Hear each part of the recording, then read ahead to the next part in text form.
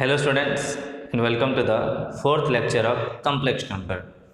In the last class we discussed about the modulus and the conjugate of a complex number, and we discussed some properties like that what the modulus if z is equals to a plus iota b, then the modulus of that complex number is a square plus b square under root, and the argument of that complex number is denoted by z bar is equals to a minus iota b.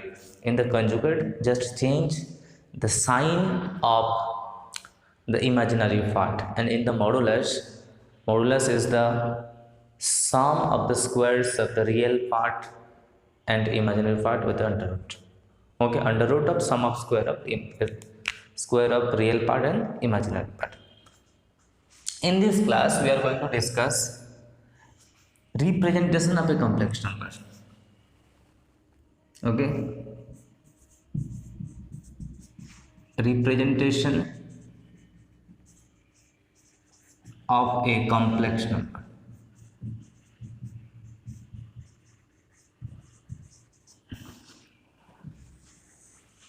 Simply a complex number, देखो इसको geometrical representation के हिसाब से एक complex number को हम geometrically how can we represent a complex number. So a complex number z is equals to x plus iota y is represented as the order pair x comma y as px comma y in argand plane. एक plane में हम represent कर सकते हैं argand plane में. उस argand plane, this argand plane is also called the complex plane or the Gaussian plane. This argand plane is also called, इसकी मतलब कुछ synonyms है, also called Gaussian plane. इसको गॉसियन प्लेन भी कहा जाता है एंड इसको कॉम्प्लेक्स प्लेन भी कहा जाता है. तो सबका वही सेम नाम है. आर्गन प्लेन को हम गॉसियन प्लेन भी कहते हैं, कॉम्प्लेक्स प्लेन भी कहते हैं. Okay, and basically Argand plane, Gaussian plane या कॉम्प्लेक्स प्लेन क्या होता है, क्या है basically two mutually perpendicular lines, that is जैसे प्लेन में होता एक सिंपल कार्टेशियन प्लेन में होता है एक्स एक्सिस और वाई एक्सिस, यहाँ पे भी काइंड ऑफ है, लेकिन यहाँ इस केस में सिर्फ एक एक्स रियल एक्सिस है और एक इमेजिनरी एक्सिस है. Okay, two mutually perpendicular lines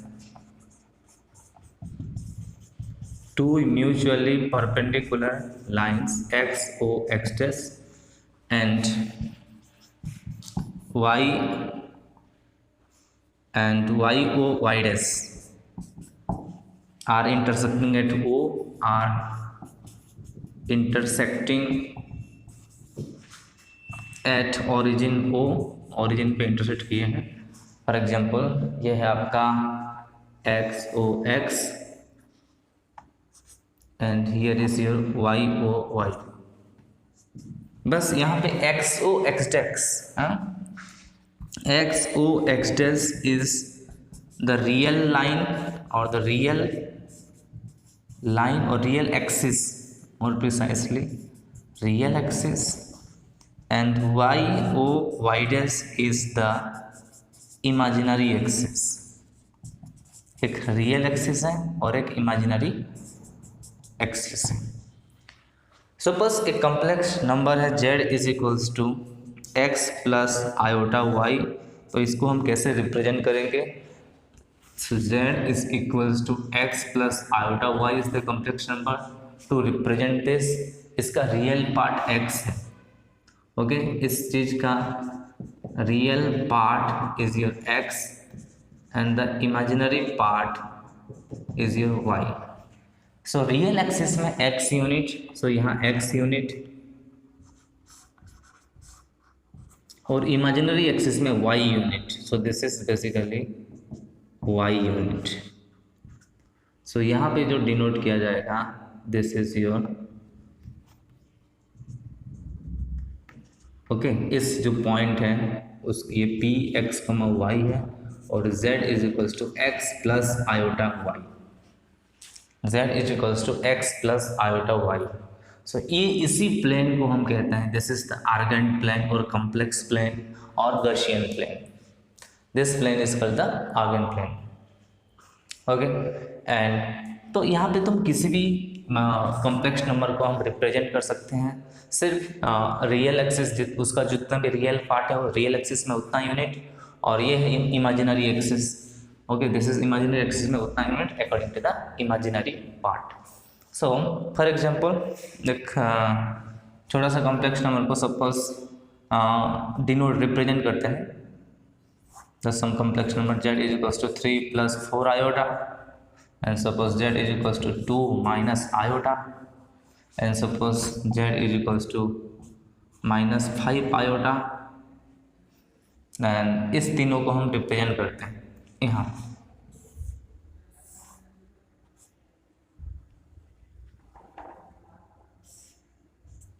okay, so this is your Argand plane. यहाँ पे हम ड्रॉ करेंगे this is 1 2 3 4 5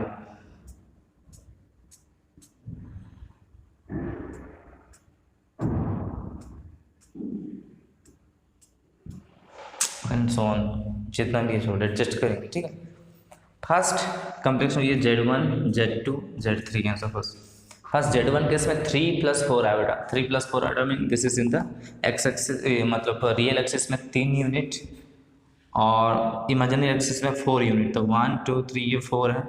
so kind of here is your this point is Z1 is equal to 3 plus 4 iota.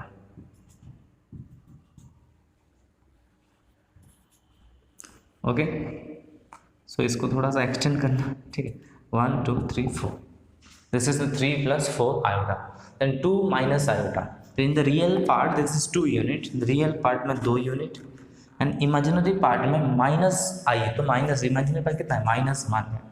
सो ये depend करेगा, this is your -1। So this point is your Z2 which is equal to 2 minus iota, and finally Z3 कहाँ है? Z3 is -5 iota. तो real part is 0। Okay, real part is 0 and the imaginary part is -5। So 1 2 3 4 5, this is the Z3 that is -5 iota, that is Z3 that is -5 iota। Okay, सो ऐसे हम represent कर सकते हैं। अभी कुछ simple कुछ points देखेंगे।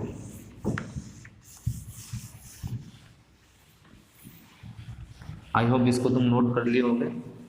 ओके,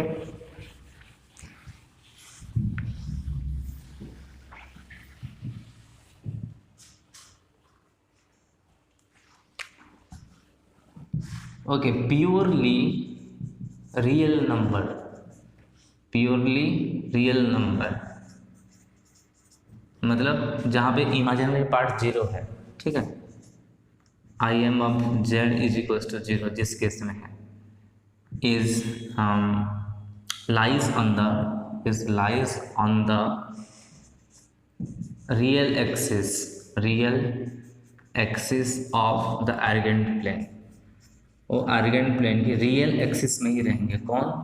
जिसका रियल पार्ट 0 है, जिसका इमेजिनरी पार्ट 0 है, मतलब प्योरली रियल नंबर। और purely imaginary number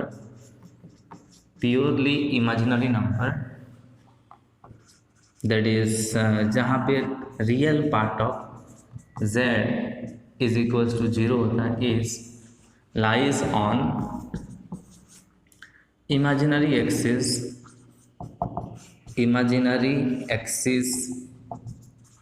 of the Argand plane. तो हमेशा जो प्योरली रियल नंबर है वो हमेशा रियल एक्सिस में। सपोज यहाँ हम 5 को 1 2 ओनली 3 ओनली 4 ओनली 5 इसको रिप्रेजेंट करेंगे कि ओनली -1 ओनली -√3, ये सब हमेशा रियल एक्सिस में ही रहेंगे। और जितना भी प्योरली इमेजिनरी नंबर है जहाँ रियल पार्ट 0 है, मतलब सिर्फ आयोटा, 2 आयोटा, 3 आयोटा, 4 आयोटा, और -√3 आयोटा, -5 आयोटा, सब ये इमेजिनरी एक्सिस में। देखो यहाँ हम डिनोट किए थे -5 आयोटा को, वो रहता था रियल एक्सिस में। Okay, and we can say the complex number z is equals to that 0 plus 0 iota, that is z is equals to 0 lies on the center of the argand plane। उसको argand plane का कुछ एक centre माना जाता है, ठीक है। और पार्ट है, suppose z is equals to एक a प्लस आयोटा b एक कॉम्प्लेक्स नंबर है, z is equals to a plus iota b एक कॉम्प्लेक्स नंबर है।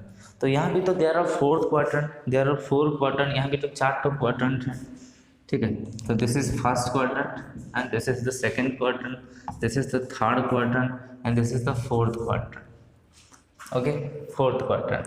यहाँ भी depending upon the sign, so z is equals to a plus iota b है, depending upon the signs, मतलब a के signs और b के साइन के ऊपर डिपेंड करेगा कि एक कॉम्प्लेक्स नंबर किस क्वाड्रेंट पे लाइज करेगा। ओके, सपोज ये a है, ये b का साइंस है, और देखते हैं किस कौन सा क्वाड्रेंट है।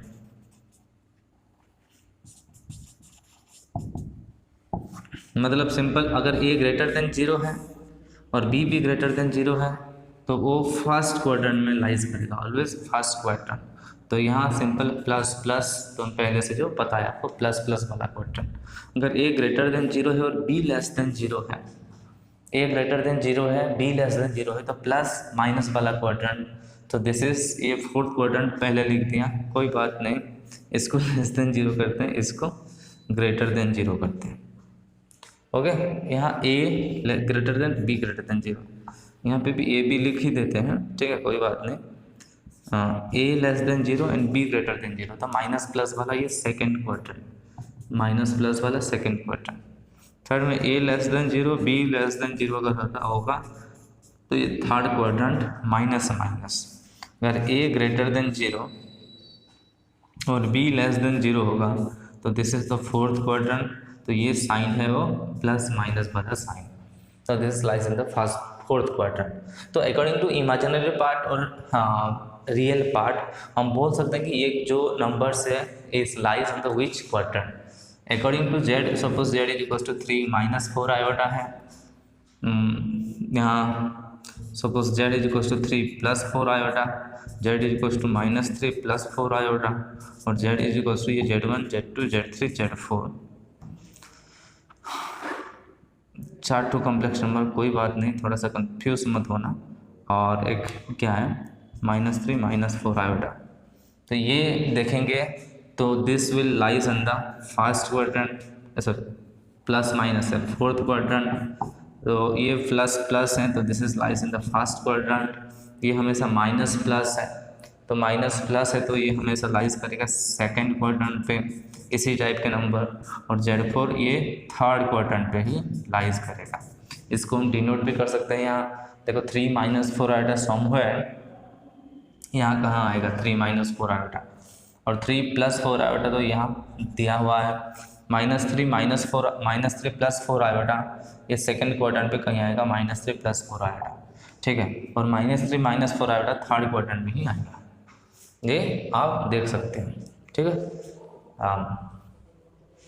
ओके, नोट कर लो इतना।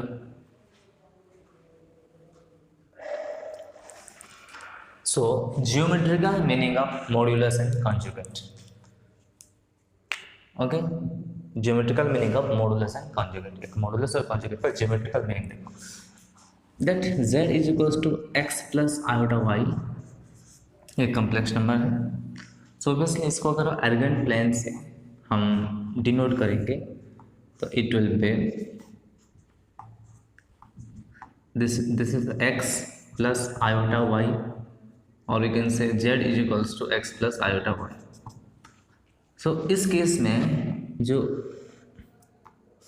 सपोज ये पॉइंट है P, this point is O, join करो, दिस इज M, यहाँ ज्वाइन करो तो this will be let's say N, जो ये PM है PN है, this is OM is your x unit, ON obviously y unit, because the real part is x and the imaginary part is y, and join the OP as well, OP को join करो, इस case में तो simple OP जो होता है is equals to O, देखो in triangle OPM, in triangle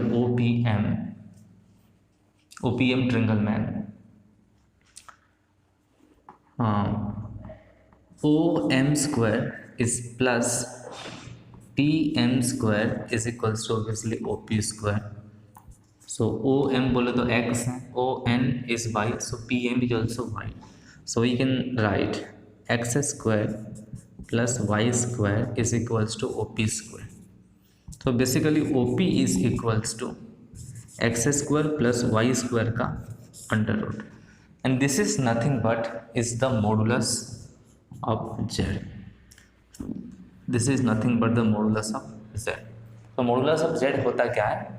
It's distance between the origin and the point. Okay, OP is equals to z. So modulus of a complex number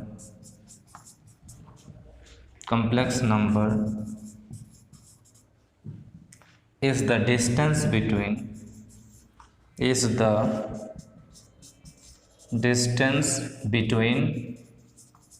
the origin and P of the z.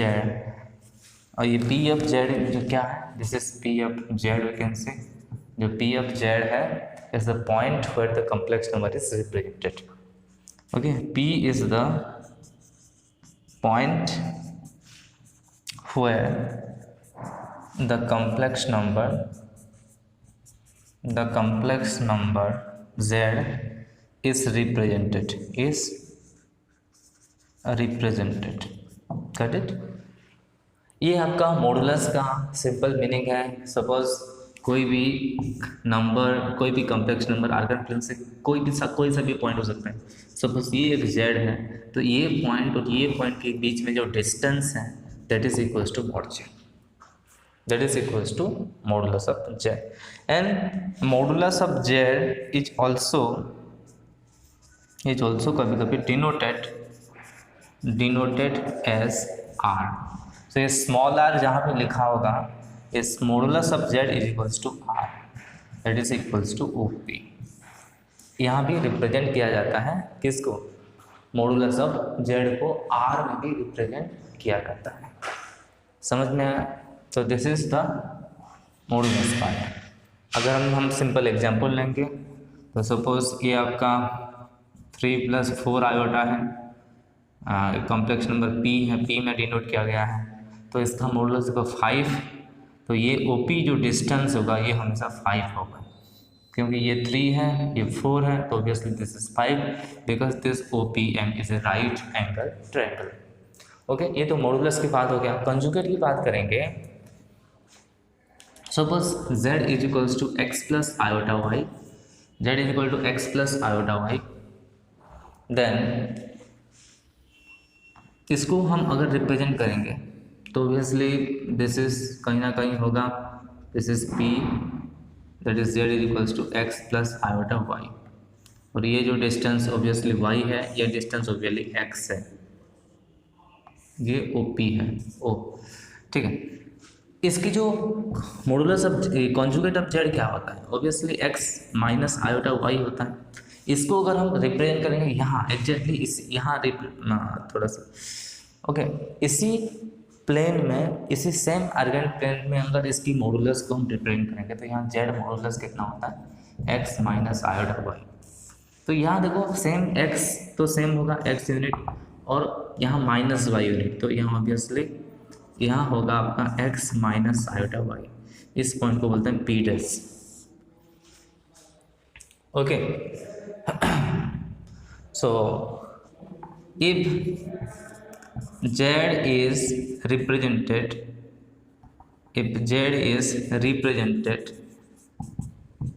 in with a point P,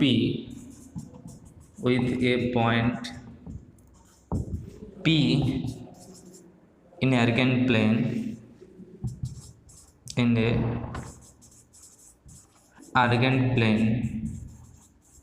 then z bar or the conjugate of z is represented on the image of p, image of p की image with respect to y axis, with respect to x axis। अगर कोई भी सा complex number, ठीक है, p z equal to x plus iota, कोई भी complex number है, एक पॉइंट p में डिनोट किया गया है उससे, तो उसका जो कंजुगेट है उसको इसकी इमेज, ओके, p की image with respect to x axis एक इमेज फॉर्म करेगा। इमेज मतलब इसको तो मिरर समझ लो, ये अगर मिरर होगा तो ये अपना चेहरा देख रहा है यहाँ, तो उसका चेहरा कहाँ दिखेगा, बेसिकली चेहरा यहाँ दिखेगा, ठीक है।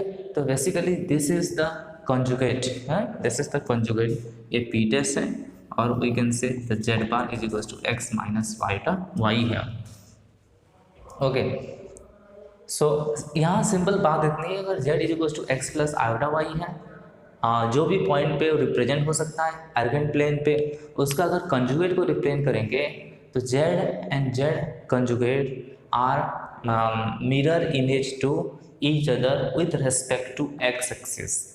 यहाँ चेहरा कौन है, एक्स एक्सिस इमेज मिरर है, एक्स एक्सिस के रेस्पेक्ट में p का इमेज p डैश है, मतलब z bar or we can say p of z bar is the image of p of z with respect to x axis, नहीं simple real axis ज़्यादा precise होगा, okay. p of z bar, यहाँ भी x axis की जगह real axis लिख दो, it will be more precise, real x axis की कोई गलती नहीं है। तो p of z bar is the image of p of z bar मतलब the point which represent z bar, and p of z मतलब यहाँ पी डैश लिखते हैं, ओके नाइस। तो हम यहाँ भी देख सकते हैं, एक छोटा सा एग्जांपल लेके भी देख सकते हैं कि देखो, अगर 3 माइनस प्लस 4 आयोटा यहाँ है तो 3 माइनस 4 आयोटा एग्जैक्टली यहाँ होगा, ये 3 एग्जैक्टली से, ये +4 ये -4, ओके, नोट कर लो इसको।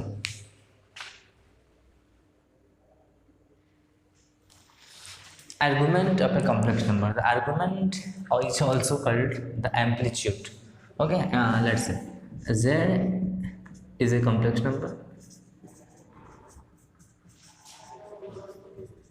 z is a complex number, and suppose z is equals to x plus iota y, and this z is represented with point p, with the point p in the argand plane, okay. z एक complex number है in the argon plane और उसे point p के साथ represent किया गया है। तो geometrically this is our Argand plane, this is our Argand plane, and this is the point p जो z is equals to x plus iota y को रिप्रेजेंट करता है, ठीक है। सो यहाँ पे हम ड्रॉ कर सकते हैं, तो this is the centre O, ये OP, तो यहाँ OP is the modulus, the length of OP basically is the modulus of Z, और ये उसको ऑल्सो हम डिनोटेड बाय R, ओके। ये थीटा है, ये एंगल सपोज लेट से थीटा है, दिस इज M, इसको नाम दे देते हैं N, ये M है और एक N है, ठीक है।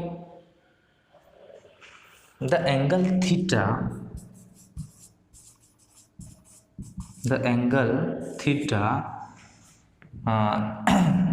which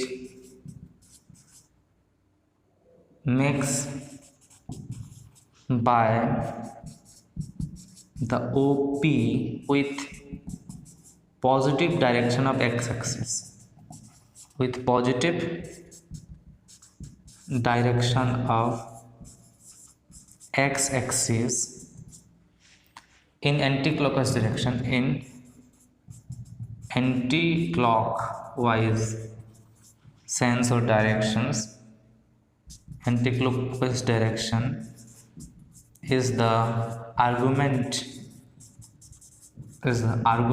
or amplitude of x, amplitude of z, or also denoted by arg of z or amp of z. तो बेसिकली जो OP है, जो x एक्सिस के साथ जो एंगल फॉर्म करेगा, x एक्सिस के साथ जो एंगल फॉर्म करेगा, वही angle is the argument or amplitude of x. Okay, वो एंगल है, the angle theta which makes by the OP with the positive direction x axis is the argument or the amplitude of the z. तो basically यहाँ जो argument of तो z है, आर्गुमेंटिक angle है which is equals to theta. ठीक है, argument का दूसरा नाम एम्पलीट्यूड भी है, उसे एम्पलीट्यूड भी कहा जाता है. ठीक है, तो अगर ये if z is equals to x plus iota y है, so obviously this will be x and this is y and hence this is also y. Okay, this is x और ये y है. एंड OP को हम लिखते हैं अभी r, OP को हम लिखते हैं अभी r. ठीक है, so theta is the argument, theta is the argument of z, so we can say argument of z is equals to theta. तो यहाँ पे हमें क्या मिल रहा है कि from the triangle OMP, what we got here? The OM, first we can say OM by R is equals to R, मतलब OP लिखो पहले, is equals to OM by R, obviously cos theta, this is equals to cos theta. OM by R कितना है? Cos theta. So we can write OM by this R is equals to cos theta. So basically OM is equals to R cos theta, and here OM means OM मतलब x है, so x is equals to R cos theta. ये x is equals to r cos theta. ठीक है, और from another way this PM by OP और MP by OP is equals to obviously sine theta. यहाँ से देखो PM by the OP is equals to sine theta है, OP is equal to sine theta, हाँ, perpendicular by hypotenuse.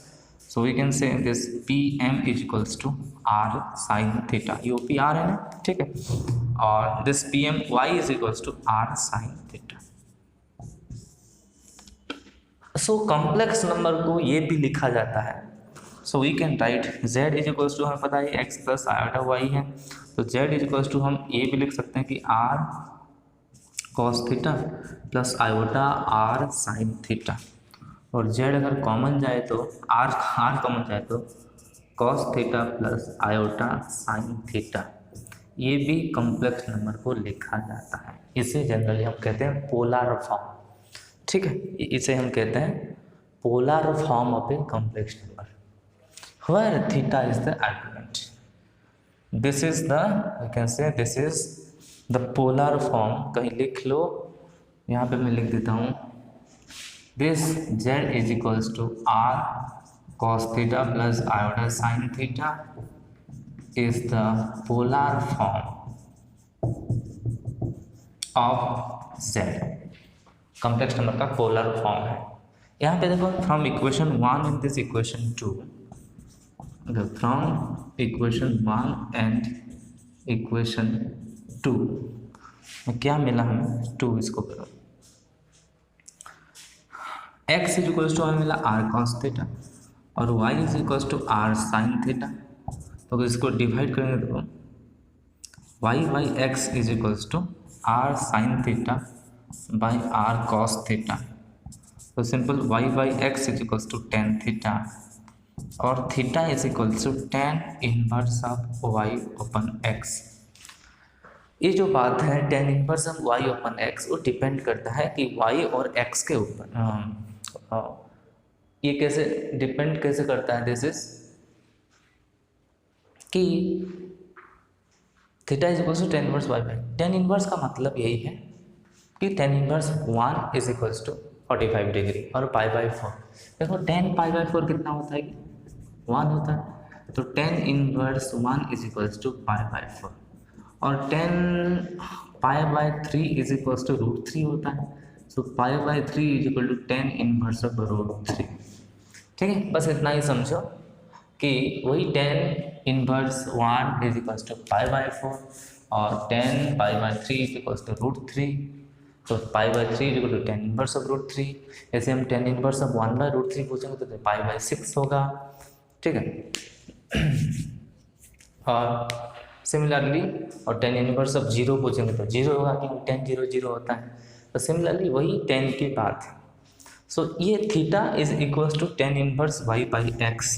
This is the argument of a complex number. ये है argument का formula. This is the formula of the to find the argument of a complex number.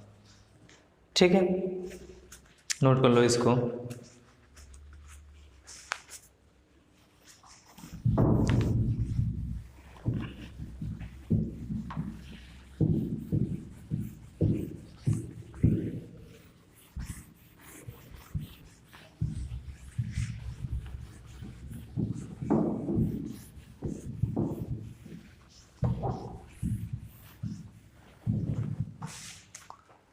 तो यार देखो जो argument of the complex number है, जो भी जेड है यहाँ, सॉरी जो भी थीटा है, argument of the complex numbers basically this is the theta z is equal to x plus iota y. This is not unique, unique नहीं है मतलब जेड इज इक्वल्स टू जो आर्गूमेंट ऑफ जेड इसको जो theta है is not unique. Unique नहीं है इसका क्या मतलब है कि देखो इस एंगल को हम इसी तरीके से भी सोच सकते हैं, ये और इसके बीच में जो एंगल है, ये जो लाइन के बीच में एंगल है, ये भी तो एंगल हो सकता है, ये भी तो एंगल हो सकता है और ये भी तो एंगल हो सकता है।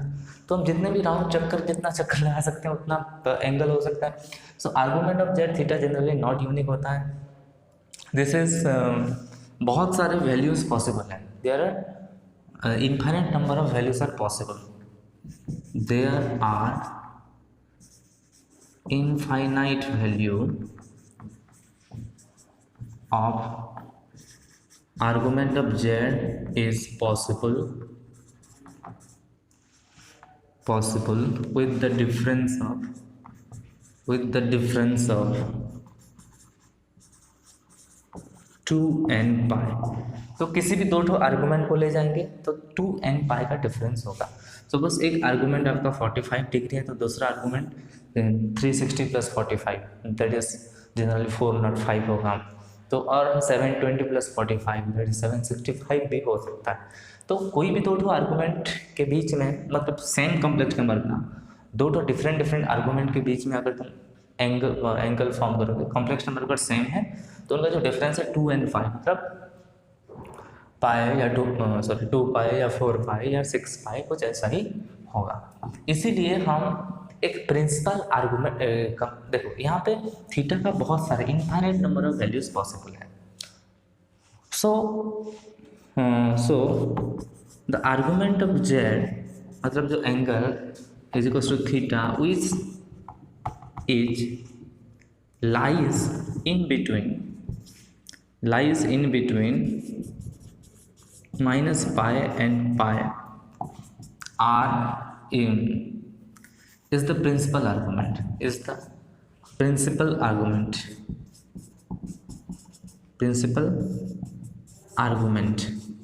तो जनरली जो प्रिंसिपल आर्गूमेंट है, ठीक है, किसी भी complex number principal argument of Z is basically is in between pi and minus pi, minus pi और पाई के बीच में पाई कैन बी इंक्लूडेड और माइनस पाई इंक्लूड नहीं हो सकता। ठीक है, माइनस पाई कैन नॉट, देखो दोनों क्यों नहीं है, दोनों इंक्लूडेड क्यों नहीं है, एक मतलब फिर भी रिपीट हो जाएगा, इसलिए दोनों को इंक्लूड नहीं किया गया है। सो बस यहाँ पे एक नंबर है, इसका देखो आर्गुमेंट पाई भी हो सकता है माइनस, तुम ऐसे अगर मेजर करोगे तो ये पाई है, यहाँ से मेजर करोगे तो माइनस पाई है, तो इन दोनों का आर्गुमेंट तो सेम है, इसलिए हम एक को ही लेंगे, तो इसलिए हम सिर्फ पाई को लिया जाएगा, माइनस पाई को नहीं लिया जाएगा। ठीक है, सिर्फ पाई को लिया जाएगा और माइनस पाई को नहीं लिया जाएगा, इसलिए the argument, the principal argument of a complex number is lies in between minus pi to pi. The principal argument of a complex number is always lies in between minus pi pi. So basically एक ही line में अगर लिखेंगे तो theta which is lies in between pi minus pi and pi is the principal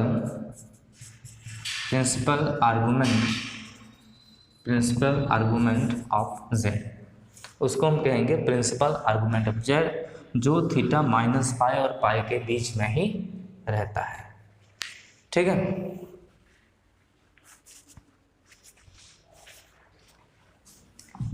अब देखो different quadrant में कैसे डिफरेंट प्रिंसिपल आर्गुमेंट होता है, उसके बारे में हम थोड़ा सा डिस्कस करते हैं।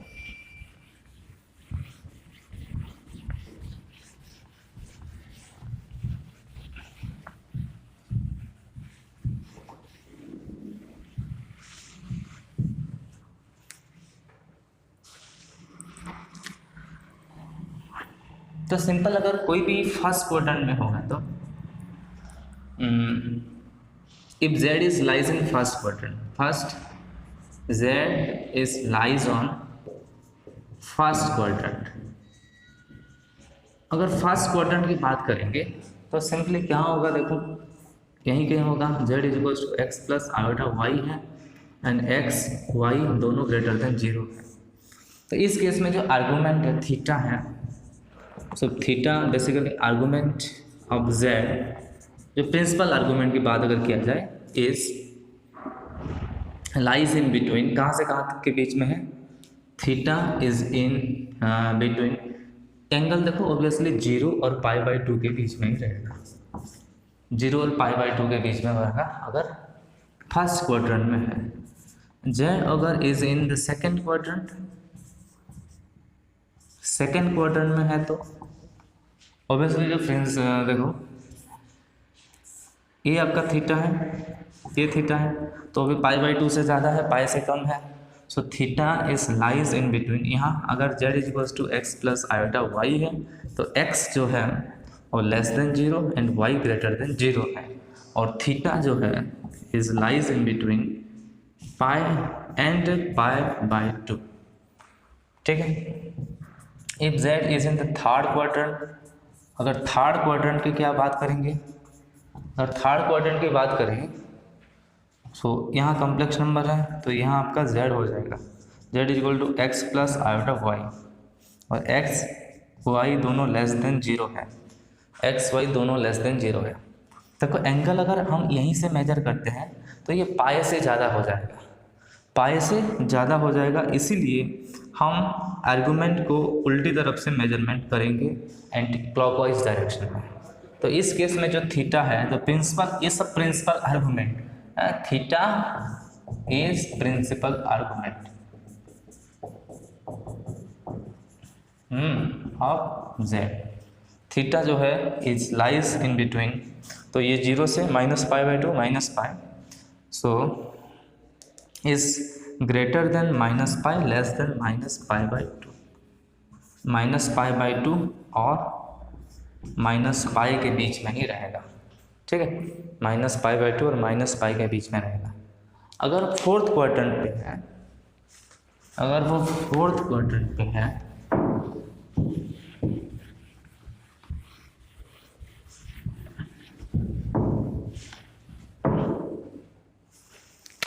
if z is in the fourth quadrant, so z कैसा होगा देखो, यहाँ होगा z is equals to x plus iota y, x greater than zero, y less than zero. ठीक है, तो थीटा इस केस में होगा, थीटा इस जीरो और माइनस पाई बाई टू के बीच में होगा, so theta is greater than minus pi by two and less than zero. ठीक है, लेस देन जीरो। और सिंपल कुछ पॉइंट हैं। If theta is equals to zero, if then z is a positive real number, तो positive real number का argument zero होता है। If theta is equals to pi by two, then z is purely imaginary, और we can say the real, sorry you can से real part तो zero ही है, real part zero है, और imaginary part इसी case में अगर पाई बाई टू है तो ग्रेटर देन जीरो है। ठीक है, if theta is equals to pi, then z is a negative number, मतलब -1, -2, -3 इसी टाइप का नंबर का जो आर्गूमेंट है वो पाए है। And if theta is equals to minus pi तो हो नहीं सकता, माइनस पाई बाई टू हो सकता है, ये प्रिंसिपल आर्गूमेंट की बात कर रहे हैं। Then z is purely imaginary है, और जो रियल पार्ट तो जीरो ही होगा, और इमेजिनरी पार्ट इसी केस में लेस देन जीरो है, इस केस में लेस देन जीरो है। So if theta is minus pi by 2, then z is purely imaginary and imaginary part is less than 0. अगर pi by 2 है तो imaginary part greater than 0 है। ठीक है, इतना बात समझ में आ गया आपको, और ये सब थीटा के बारे में भी समझ में आ गया। अभी देखते हैं बहुत ही इंटरेस्टिंग, बहुत इम्पोर्टेंट चीज।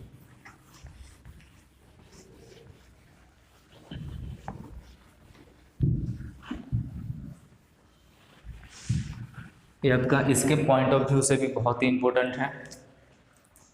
Suppose z is equals to x plus iota y है, वो डिपेंड करेगा first quadrant, second quadrant, third quadrant पे, हम सबके लिए अलग अलग फिगर में देखेंगे। ठीक है, लेट थीटा को हम लेते हैं, अगर ये आपका z यहाँ कहीं भी हो सकता है, एक्स प्लस आयोटा यहाँ भी हो सकता है।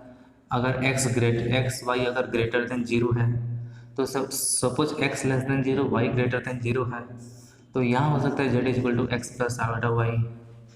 ठीक है, सपोज कुछ यहाँ है, अगर x greater than zero, y less than zero है, तो z यहाँ एक्स प्लस आयोटा वाई हो सकता है। अगर इसी यहाँ भी हो सकता है, अगर x less than zero, y less than zero है, तो z इज इक्वल टू यहाँ एक्स प्लस आयोटा वाई हो सकता है। इसी केस में सबको अगर सिंपल सोचो, ये सब केस में ये थीटा है, इस केस में भी थीटा है, इस केस में भी थीटा है।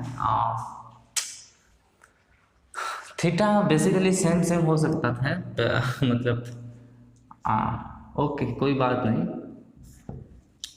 सिंपल एक्स और मैग्नीट्यूड सेम समझो, थोड़ा सा ड्राइंग गड़बड़ हो गया, लेकिन ठीक है। तो अगर फर्स्ट क्वार्टर में एक्स वाई दोनों ग्रेटर देन जीरो है, सेकंड में x less than zero, y greater than zero, third में एक्स वाई दोनों लेस देन जीरो है, एंड फोर्थ में x greater than zero, y less than zero. अभी बहुत ही इंपॉर्टेंट बात यही है कि थीटा को हम लेते हैं suppose tan inverse y by x, तो टेन इनवर्स एक्स का जो सीन है वो दोनों हो सकता है, मतलब वो पॉजिटिव भी हो सकता है, नेगेटिव भी हो सकता है, पॉजिटिव भी हो सकता है और नेगेटिव भी हो सकता है। अब इस केस में थीटा को हम अगर हम हमेशा पॉजिटिव ही लेंगे, इस मतलब पॉजिटिव लेंगे, तो हमें थीटा को tan inverse y by x का मॉड लेना होगा। कंसिडर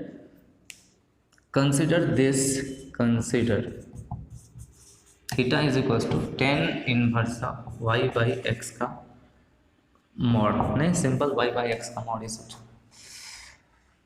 कैसे tan inverse y by x का मॉड मतलब ये सपोज y बाई एक्स है, ऐसे ऐसे सब y बाई एक्स का मॉड है मतलब पॉजिटिव, हमेशा पॉजिटिव। तो इस केस में जो आर्गूमेंट है देखो, प्रिंसिपल आर्गूमेंट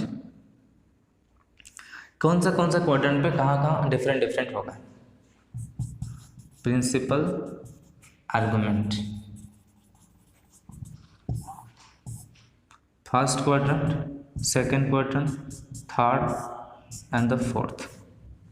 फर्स्ट क्वाड्रेंट में सिंपल जो प्रिंसिपल आर्गूमेंट है वो टेन इनवर्स थीटा को प्रिंसिपल आर्गूमेंट समझ, थीटा है principal argument, theta is equal to simple tan inverse y by x का मॉड। ठीक है, इसको और थीटा मत मानो, ये tan inverse y by x, ये जो एंगल है वो हमेशा tan inverse y by x है, ये एंगल है tan inverse y by x का मॉड। ठीक, क्योंकि हम पॉजिटिव एंगल, अगर टेन इनवर्स y, अगर इसको पॉजिटिव एंगल सोचोगे तो इसको भी हम पॉजिटिव एंगल सोचना पड़ेगा, ऐसी कोई दिक्कत वाली बात नहीं है। देखो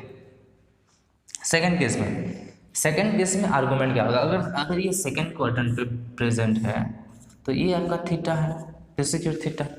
तो लेकिन यहाँ प्रिंसिपल आर्गूमेंट क्या होता है, यहाँ से हम मेजर करेंगे ये थीटा, मतलब ये जो आपका ten inverse y by x का मॉड है, ये सोचो। तो ये आपका प्रिंसिपल आर्गूमेंट है। इस केस में थीटा क्या होगा, इस टोटल एंगल से हम इसको माइनस कर देंगे, ये टोटल एंगल कितना होगा 180 डिग्री, 180 डिग्री से ये एंगल माइनस करेंगे तो हमें हमारा प्रिंसिपल आर्गूमेंट मिल जाएगा। तो यहाँ इसलिए प्रिंसिपल आर्गूमेंट जो है वो theta is equals to pi minus tan inverse y by x का मॉड है। समझे कि नहीं समझे, मैं थोड़ा सा यहाँ पे डायग्राम करके समझाता हूँ आपको। ये अगर सेकंड क्वाड्रेंट है तो एंगल ऐसे हम tan inverse y by x का मॉड देखेंगे तो this will be tan inverse y by x का मॉड होगा। लेकिन यहाँ पे जो आर्गूमेंट है principal argument, this is the principal argument, x axis के साथ जो एंगल है, और ये एंगल बराबर 180 डिग्री माइनस ये एंगल, सो इसलिए tan inverse pi minus tan inverse y by x का मॉड। थर्ड क्वाड्रेंट में देखो, थर्ड की क्या सीन है, थर्ड की जो सीन है, अगर हम थर्ड क्वाड्रेंट की बात करेंगे, ये थर्ड क्वाड्रेंट है, इस केस में एंगल फर्स्ट जो ten inverse y by x होता है, ये आपका ten inverse y by x का मॉड होगा। इतना तो समझ में आया कि ये एंगल आपका, ये दिस इज योर y, ये x, तो ये tan inverse y by x का मॉड हो जाएगा। तो दिस इज योर प्रिंसिपल, ये आपका प्रिंसिपल आर्गूमेंट है। इसको हम करने के लिए देखो, यहाँ तक कैसे सफ़र कैसे करोगे तुम, देखो थर्ड क्वाड्रेंट, यहाँ तक हमें यहाँ तक जाना है, so this will be this thing. तो तुम एंटी क्लॉकवाइज मूव कर रहे हो, देखो क्लॉकवाइज मूव कर रहे हो मतलब नेगेटिव में सफ़र कर रहे हो, you are moving in negative sense. Negative sense जब यहाँ पहुँचोगे तो this will be minus pi, यहाँ तक जब पहुँचोगे दिस इज माइनस पाई, और माइनस पाई से तुम फिर इसको हमें फिर क्लॉकवाइज सेंस में मूव करोगे, हमें यहाँ तक ही जाना है। तो क्लॉकवाइज सेंस में मूव करोगे तो दिस इज, ये कितना एंगल है, tan inverse y by x का मॉड है, so minus pi plus tan inverse y का एक्स का mod, so this is minus pi plus tan inverse y by x का मॉड है। ध्यान से सोचो, हमें जाना है यहाँ तक, इसके लिए हमें फास्ट यहाँ तक मूव कर जाएंगे, उसके बाद ये एंगल यहाँ तक ट्रैवल करेंगे, तो ये ट्रैवल मतलब ये माइनस पाई हम गए, और फिर हम पॉजिटिव सेंस पे एंटी क्लॉकवाइज हम प्लस होगा, कितना प्लस होगा, ten inverse y by x plus होगा। नहीं तो यहाँ पे हो दिस इज माइनस पाई, यहाँ से हम प्लस ये भी बहुत ही बढ़िया तरीका है सोचने के लिए, कंफ्यूज होने का चांस नहीं है। तुम यहाँ पे बैठे हो मतलब ये माइनस पाई है, पाई भी है, लेकिन पाई से तुम प्लस करोगे तो हमारा जो प्रिंसिपल आर्गूमेंट का मीनिंग है वो पाई से ज़्यादा हो जाएगा, इसलिए इसको माइनस पाई सोचो। और हमें जाना है इस सेंस में, पॉजिटिव सेंस में, मतलब tan inverse y by x move करती है। ठीक है, fourth quadrant very easy. Fourth quadrant पे क्या होता है, so this is your fourth quadrant, तो इस एंगल, सो ये पॉजिटिव में तो tan inverse y by x है, लेकिन हम नेगेटिव सेंस पे ट्रैवल कर रहे हैं ना, तो this is theta is equal to minus tan inverse y by x का मॉड। हर केस में मॉड है, वाई बाई एक्स में मॉड दिया गया है। आई होप थोड़ा सा और सोचो, बस कंफ्यूजन थोड़ा सा सेकंड थर्ड में है, लेकिन अब ध्यान से थोड़ा सा सोचोगे तो ये दिस इज वेरी इजी। तो फर्स्ट क्वाड्रेंट में प्रिंसिपल आर्गुमेंट का जो फॉर्मूला है वो tan inverse y by x का मॉड है। सेकंड क्वाड्रेंट पे अगर z in the lies in second quadrant तो उसका फॉर्मूला है प्रिंसिपल आर्गुमेंट का pi minus tan inverse y by x का मॉड। और थर्ड क्वाड्रेंट में minus pi plus tan inverse y by x का mod, and the fourth quadrant में minus tan inverse y by x का mod. Note कर लो। So that's it student, आज के लिए बस इतना ही। आई होप आपको आर्गूमेंट ये वाला फॉर्मूला बहुत इंपॉर्टेंट है। नेक्स्ट क्लास हम डिस्कस करेंगे कुछ some more problems about it. Okay, हम आर्गूमेंट कैसे निकालते हैं कुछ एग्जाम्पल करेंगे तो आपको और क्लैरिटी आएगा। ठीक है, so bye bye, take care, see you in the next class.